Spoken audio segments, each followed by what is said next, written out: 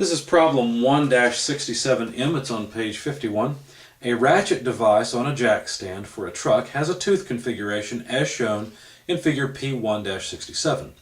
For a load of 88 kilonewtons, compute the shear stress at the base of the tooth.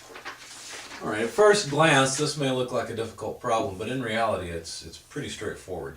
Let me just draw the single tooth that has shearing stress on it. So there's a load essentially like this. And that load, we're assuming that it's actually applied right here. If we were to apply it out here and cause a moment load, it would change our calculations. But we'll get into that later in the course. But because of the way the ratchet's designed, we assume it slips up in there and applies force just like this. So there's just shear stress. It's at the base, and in fact they've made it clear it's at the base of the tooth.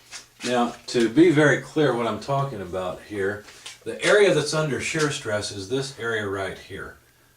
Okay, so that area, if I were to extract it, would be an area like this. I'll extract it and make it larger so you can see it. This line is this line, and this would go across the width of the jack. Now they gave us some dimensions for these things. In fact, the height here is 12 millimeters, and so that's over here, this height.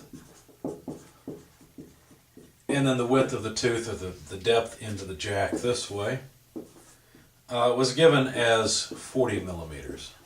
So the area, the shear area, is just 40 millimeters multiplied by 12 millimeters, and that comes out to an area of 488 millimeters squared.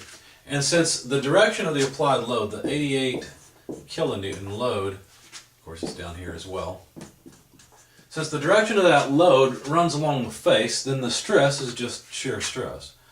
So anyway, the shear stress, we usually draw it with a single-headed arrow, and it's on the surface area there. Anyway, that shear stress we can simply calculate now as force per shear area, and that is 88 kilonewtons per 488 millimeters squared. Now looking at the solution I wrote, I just noticed I plugged in 80 kilonewtons, so you might want to check this number.